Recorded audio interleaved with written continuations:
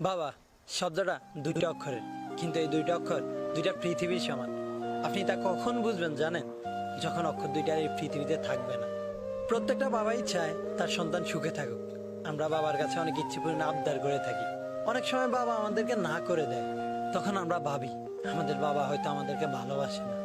কিন্তু আপনি হয়তো জানেন না, আপনাকে না করে দেওয়ার কারণে আপনি যতটুকু কষ্ট পেয়েছেন তার চাইতে 1000 গুণ বেশি কষ্ট বাবার হৃদয়টাকে ক্ষতবিক্ষত করে দেয়। আমাদের মা হয়তো তার ভালোবাসাটা প্রকাশ করতে পারে, মুখে বলতে পারে ভালোবাসি, কিন্তু বাবা তার ভালোবাসা প্রকাশ করতে পারে না, শুধু নীরবে ভালোবাসতে জানে। জীবনের চলার পথে আমরাও বাবাকে অনেক বেশি ভালোবেসে ফেলি। আমরা তা কখন অনুভব করি জানেন? বাবা মারা যাওয়ার পর।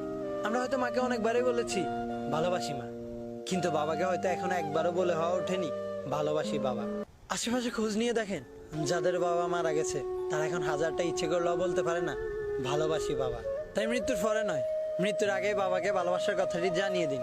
বাবার সামনে গিয়ে দাঁড়ান আর বলুন, হয়নি বলে একটি কথা, ভালোবাসি বাবা। বাজে আমার স্বর্গের তুলনা, বাবা যে আমারই সুখেরই ঠিকানা।